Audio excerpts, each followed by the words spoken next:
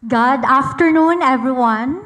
Isang karangalan po na maibahagi ko ang pananaliksik tungkol sa God or gender and development.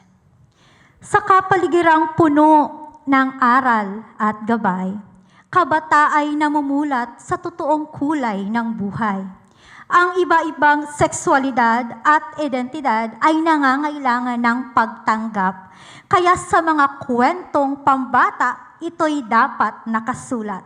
Magandang hapon po sa ating lahat. Kasama ko sa pananaliksik na ito si Dr. Lita A. Bacalia na may pamagat na Pagkamulat sa Sexualidad at Identidad, isang metacritical na pagsipat sa mga sinuring kwentong pambata.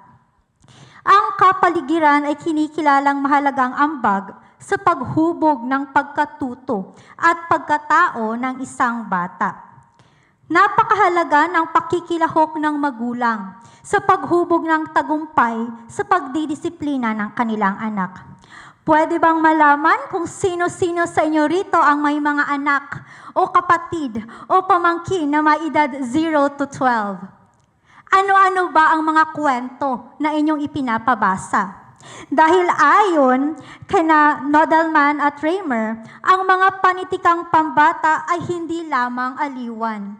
Ito ay daluyan ng ideya, pagpapahalaga at pananaw. Ayon naman kina Bishop, ito ay representasyon bilang salamin, bintana at pintuan paano nakikita ng bata ang kanilang sarili at sa kapwa. Kung kaya, napakahalaga po ng kamalayan ng kabataan sa murang gulang tungkol sa iba't ibang sexualidad at identidad. At ito ang naistugunan ng pananaliksik. Limitado po ang bilang ng representasyon ng ating pananaliksik. Kaya ang pag-aaral na ito ay tugon sa panawagan ng Komisyon ng Wikang Filipino at tunguhin ng gender and development na wakasan ang diskriminasyon. Panahon na po na tanggapin natin ang ating mga kapatid at kaibigang LGBTQIA. Tanggapin natin sila at ipakilala natin sa ating mga kabataan na walang mali sa kanila. Ang pag-aaral na ito po ay nakaangkla sa mga batayang teorya ng queer ni Judith Butler. Gender performativity, ang kasarian ay hindi likas kundi serye ng paulit-ulit na gawi at ang social constructionismo ni Berger at Lachman na ang realidad at identidad ay produkto ng interasyong panlipunan at diskurso. Ginamit din sa pananaliksik na ito ang metakritisismo o pagsusuri sa mga prinsipyo ng mga nailathala ng pananaliksik. So ito po ang layunin ng pananaliksik. Maisakatuparan ang metakritikal na pagsusuri sa mga piling pananaliksik tungkol sa mga kwentong pambatang queer, kaugnay sa kapaligiran at araw-araw na pamumuhay upang makabuo ng pambatang pulyeto. Una, tinitingnan dito ang simbolismong ginamit sa paglalarawan ng kasarian at identidad. Pangalawa, ang paglalahad paano na ipakita ng mga mananaliksik ang konsepto ng sexualidad sa kanilang pagsusuri. At pangatlo, ang pagpapakilala ng panitikang pambata bilang tagahubog sa kanilang kasarian at pananaw.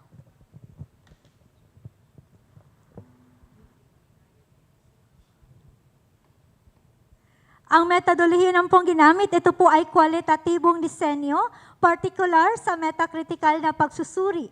Discourse analysis po ang ating ginamit dito mula sa 5 corpus na mga nailathalang pananaliksik ni na Sarce, Adige, Pascual, Aguila at Tugano. Para sa etikal na konsiderasyon, wala po tayong direktang kalahok sa pananaliksik, kaya binigyang wasong pagsipip po kinilala natin ang mga pinagmula ng pananaliksik. So dahil ito ay meta-critical analysis, ito po yung mga nalathalang pananaliksik mula kina Sarce na ang pamagat ay ang queer literary framework, isang pagsusuri sa pagtuturo ng panitikang pambata gamit ang tatay ni Clara at nanay ni Erwin at ang ikaklit sa aming hardin. Nariyan din ang pananaliksik tungkol sa gender equality sa mga kwentong pambata at implikasyon sa identidad, kabataan at pagkabata sa panitikang bakla ni Chuck Berry Pascual. Nariyan din ang pananaliksik ni Axel Kirsten Tugano tungkol sa titi bilang bahagi ng katawan, sumatikong pagbasa ng akdang pambata, at ang pananaliksik ni Christine Joy Aguila na ang pamagat ay isang salamisim sa pagkabata, pagsusuri, pagtuklas, at evalusyon sa mga kwentong pambata na nagwagi sa gantimpalang palangka ng panitikan. Sa atin pong pagsusuri, lumabas ang sumusunod. Una, ang tungkol sa tradisyonal na simbolo.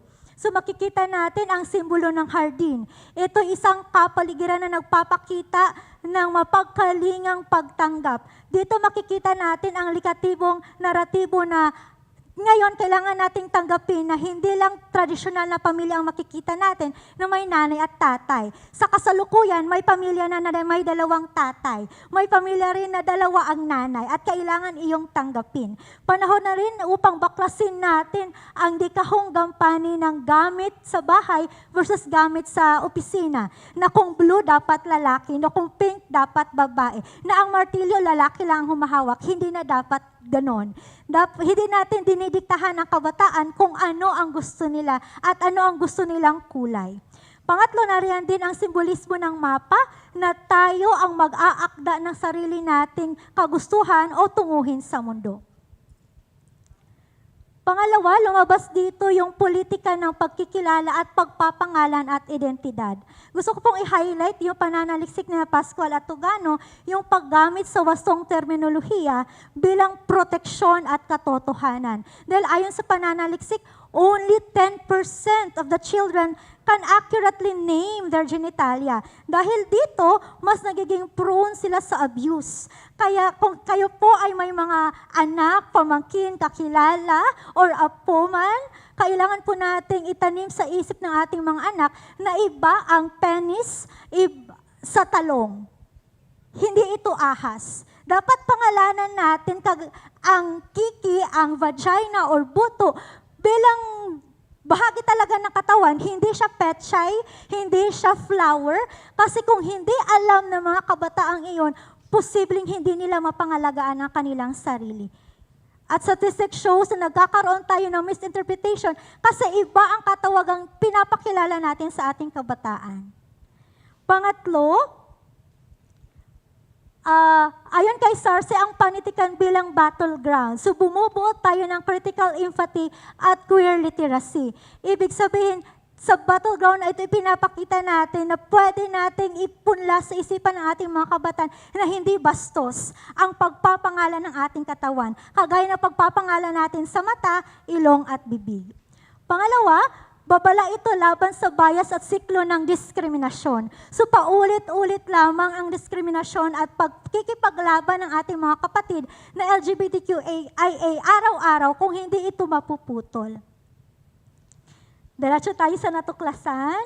So natuklasan na ang kapaligiran sa kwento ay tumutukoy sa mga panlipunan, emosyonal at edukasyonal na dako tulad ng tahanan, paaralan kung saan unang namulat ang bata. Mahalagang baklasin natin ang tradisyonal o dikahong simbolo sa konsepto ng identidad. Malaki, napakalaki po ng epekto ng pagkilala ng pagpapangalan sa bahagi ng katawan bilang kamalayan at proteksyon. At ang panitikang pambata ay lunan o lugar ng isang mapagpalayang pagkatuto at instrumento upang maputol ang kadena ng diskriminasyon. So bilang pagwawakas, ang pagkamulat at seksualidad at identidad sa loob ng kwentong pambata ay walang intensyong magturo ng kalaswaan o manira ng moralidad.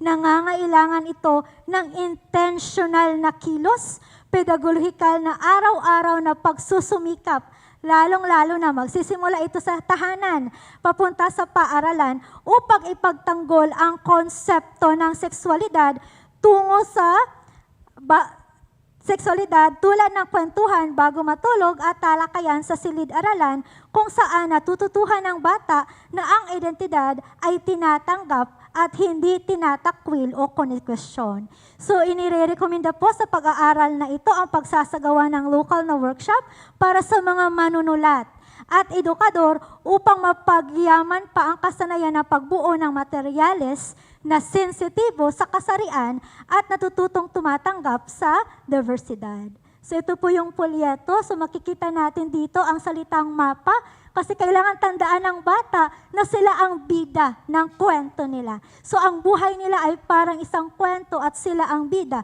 Hindi nila kailangang tularan ang kwento ng iba. Nariyan din ang salitang hardin kasi kailangan nilang tandaan na bawat pamilya ay iba-iba.